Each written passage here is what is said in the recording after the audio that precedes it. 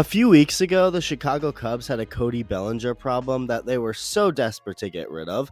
Skip ahead to now, they've successfully gotten rid of that problem, sending him off to the Yankees, who ironically have a similar situation of their own. And now they add Bellinger, so theoretically they'd have two of those issues, but it doesn't really work that way, I guess. Bellinger fits the Yankees better, whatever. But anyway, there's a player who, at least according to the Yankees, doesn't fit the Yankees, and that's Marcus Stroman. Despite giving him a contract just 1 year ago, the Yankees already have buyer's remorse and want out. Some serious post-nut clarity during the Christmas season. So what comes next? A trade? Probably. The Yankees have a ton of starters and have made it pretty clear for a while now Stroman isn't really a part of that. And especially once Marcus Stroman himself catches wind of these rumors, he won't be very pleasant to have around. But the issue with the Yankees not wanting Marcus Stroman is that seemingly nobody else does either. So what's going on? Really quick, as always, if you're part of the 59% of viewers not subscribed yet, go ahead and hit that button if you enjoy the videos, as the road to Marcus Stroman becoming a Yankee was fascinating.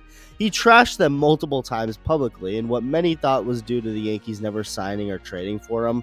He was just kind of bitter. Apparently, when he was traded to the Mets back in 2019, he was upset and stormed out of the Blue Jays clubhouse due to him wanting to be a Yankee. There were reports he didn't take the news of being traded to the Mets very kindly.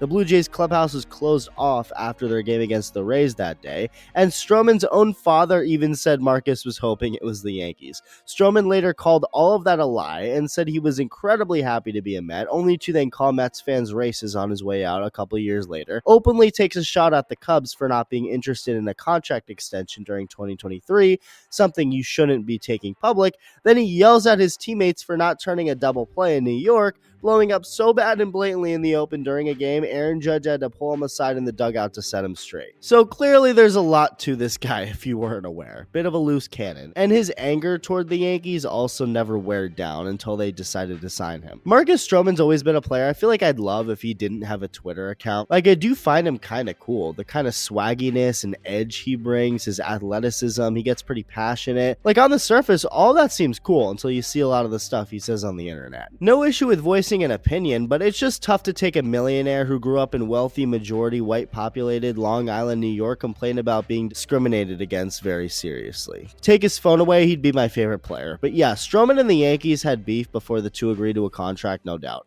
Yankees general manager Brian Cashman even said back in 2019 that they were interested in Stroman but didn't think he would be much of a difference maker, feeling like he would end up in their bullpen in the postseason. Stroman fired back, and for a few years it wasn't pretty. Stroman had no issue voicing his displeasure until Cashman and the Yankees decided to dish up $37 million to him. Stroman then said he and Cashman hashed all of that past stuff up, laughed about it, and moved on, but it's probably important to include the $37 million. That'll end any beef. Give anyone millions of dollars. It's as if the beef never existed. But anyway, Stroman's a Yankee. All is good in the world until you realize Cashman was actually right. 5 years ago, he literally predicted the future. Because where was Marcus Stroman during this past Yankee World Series run? You probably forgot he was even on the team at one point. And well, that's because he basically wasn't even on the team. Actually, scratch what Cashman said. He was wrong. Stroman didn't end up in the bullpen come postseason time.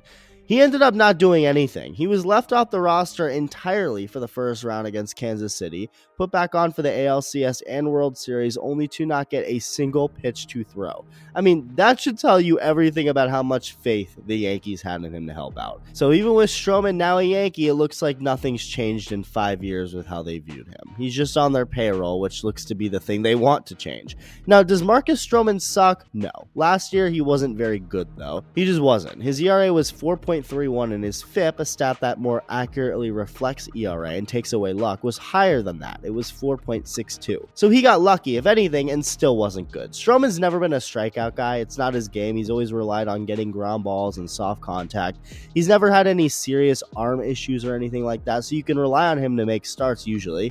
But at the current state he's at in his career, he's just nothing special. 2025 will be his age 34 season, but at the same time, 2024 definitely could have been an outlier. Stroman's FIP had always been below 4 before 2024. It was never above that in the 9 seasons he played before that, meaning he was pretty consistent in that sense to be a solid starting pitcher. So even though Stroman had the worst season of his career last year, that doesn't necessarily mean he'll be that bad again or mostly moving forward.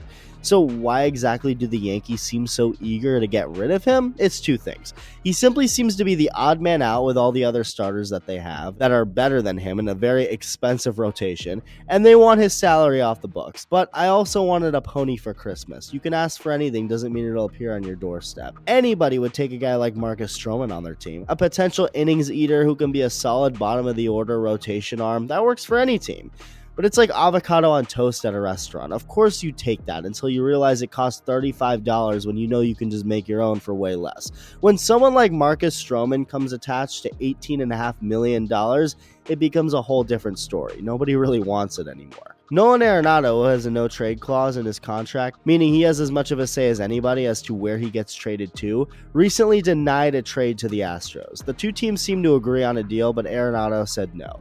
Well, earlier in the offseason, apparently the Yankees came calling offering Marcus Stroman for Nolan Arenado, only for the Cardinals to start saying no hablo inglés and hang up the phone. It's not known whether Arenado would have rejected the trade or not, but it apparently didn't even get to that point because the Cardinals had no interest in getting Stroman, so it didn't go any further than that. Stroman himself addressed the rumors in a much better way than I feel like he would have years ago. Although at this point in his career, he probably just realizes he has to just accept he's not much of a factor anymore. So he doesn't really care. He's getting paid either way. But the Yankees obviously care. They're the ones currently on the books for the money for a player they aren't very high on. They just spent $218 million on Max Fried to add to a rotation that already has $325 million Garrett Cole and $162 million Carlos Rodon. Stroman's contract isn't long at all, which is why it's just like Bellinger's situation with the Cubs. He only has 2 years left at most on his contract, but the Cubs wanted him gone. Now the Yankees want Stroman gone to get rid of his $18.5 million, but who else wants that?